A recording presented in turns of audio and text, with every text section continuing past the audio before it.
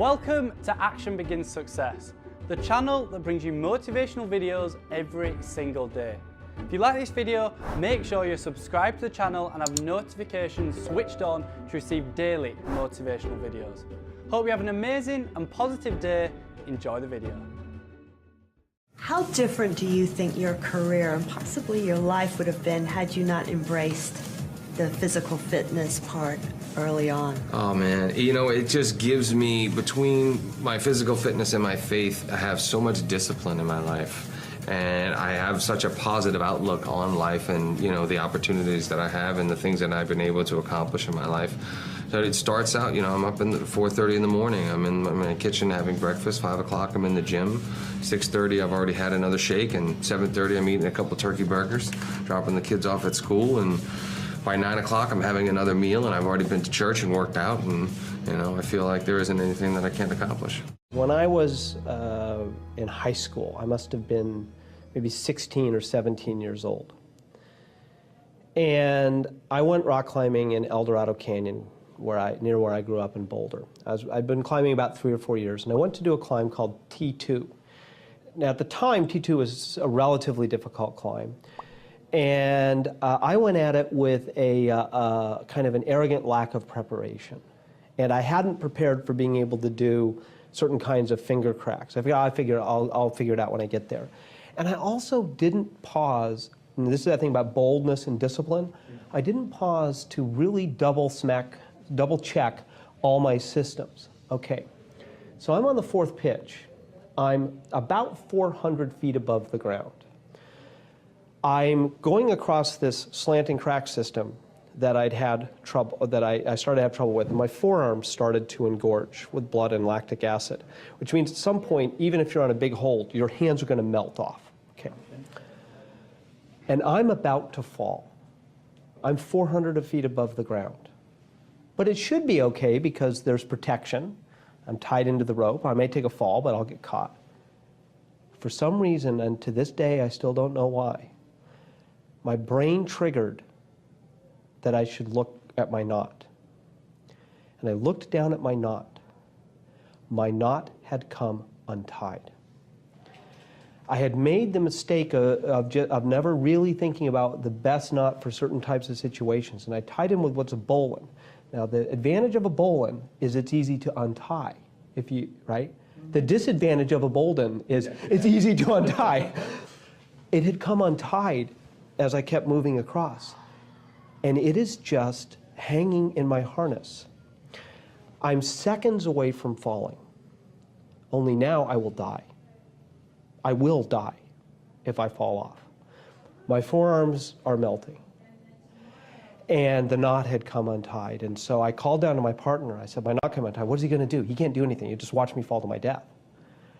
And there was an old fixed piton in the rock that we put there from the first descent, an old soft iron piton, and I looked at it, and I probably had 15, 20 seconds before my hands would unwrap, if that, maybe 10. I took a runner, and I clipped it into the piton. I clipped the piton into my that runner into my harness, and just went, please hold. And I let go. And it held. Okay. I put in a backup. I grabbed the knot, retied it, went to the ledge. It didn't convulse. I was very calm at that moment.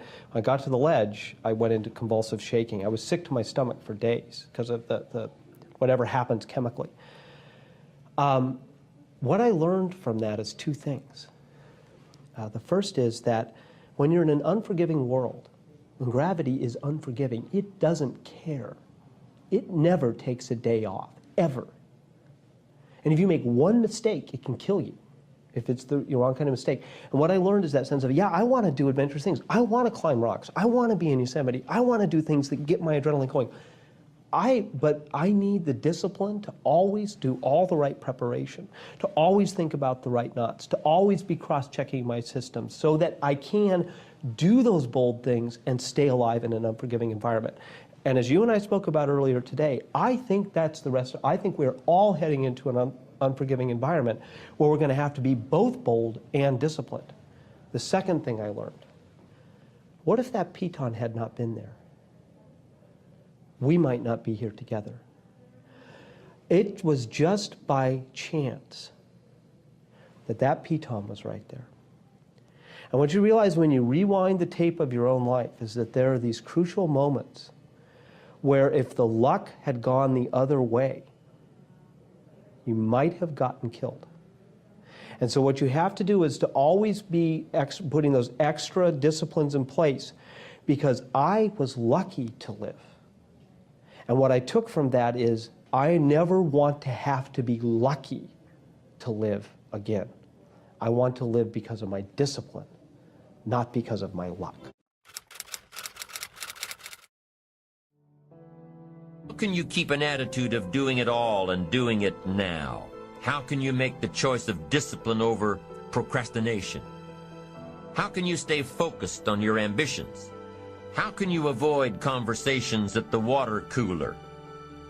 You can keep your focus on your work. You can get it done today instead of tomorrow.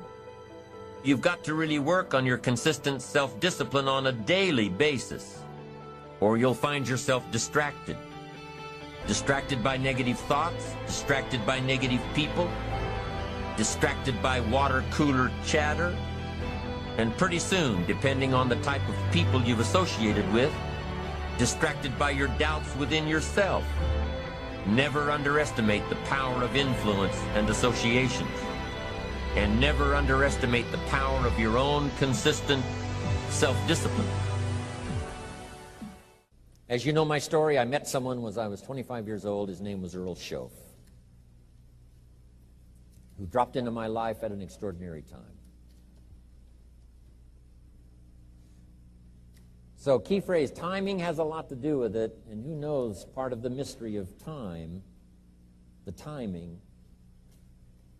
Part of the timing one I just had that experience that I've shared in other seminars when the Girl Scout knocked on my door.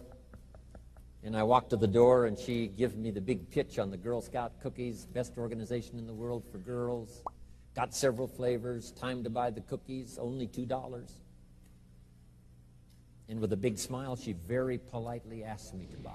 No problem, I wanted to buy. Big problem, I didn't have $2 in my pocket. And I didn't want to tell her that. So I did what I thought was next best. I lied to her. And I said, hey, look, I've already bought plenty of Girl Scout cookies. We've still got plenty in the house we haven't eaten yet. She said, oh, that's wonderful. Thank you very much. And she leaves.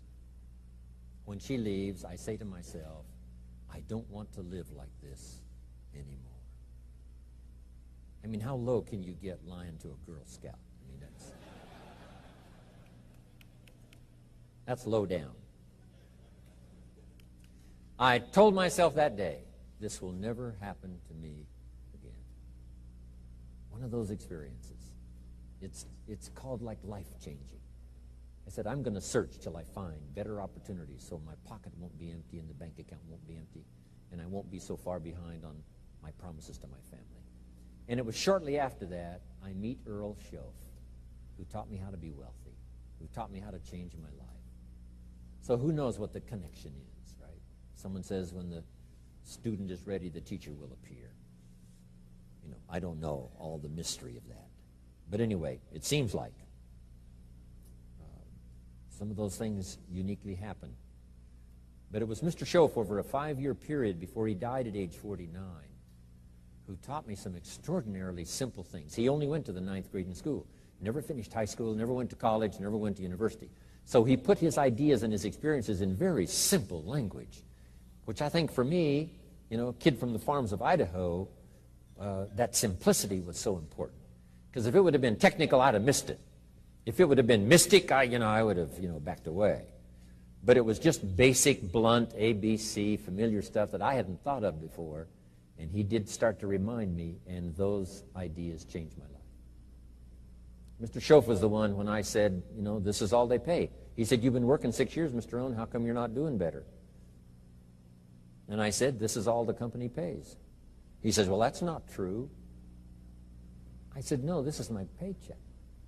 This is all the company pays. He said, no, this is all the company pays you. I thought, that's a new way to look at it, right? He said, doesn't the company pay 2, 3, 4, 5 times this amount to other people? And I said, well, yes. He said, well, then this is not all the company pays. It's all they pay you. And if you qualified, wouldn't your income grow 2, 3, 4, 5 times? I said, I suppose. So he said, we don't have to work on the company. We have to work on you. See, that was the beginning of what he called the phrase personal development. I told him things cost too much. He said, no, you can't afford them. I thought, well, that's a new concept. I hadn't thought about that. You know, we put some of the valuable things on the high shelf, so you can't get to them until you qualify. If you want the things on the higher shelf, you've got to stand on the books you read. Every book you read, you get to stand a little higher so you can get the things on the higher shelf. See, I learned those concepts. It was so incredible. And here was the most important one. Success is something you attract by the person you become. See, that phrase changed my life. Success is something you attract by the person you become. Success is not something you pursue. It's like chasing a butterfly. You can't quite catch it.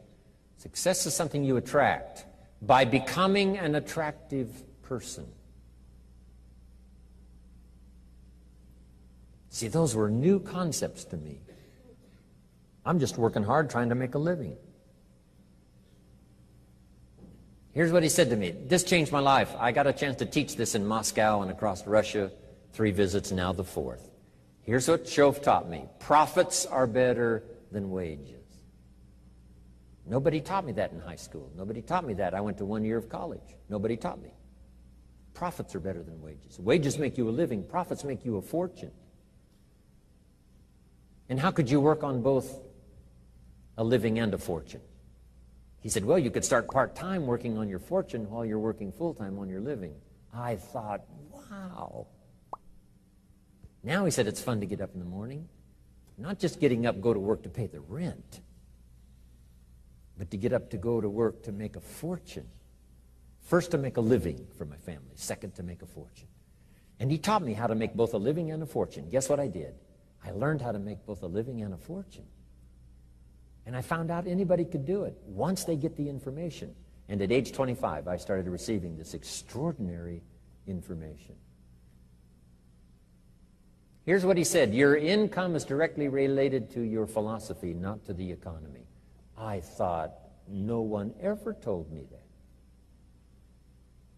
I kept hoping the economy would change. He said, no, your philosophy has to change. I assured him that I had my fingers crossed. He said, that won't help.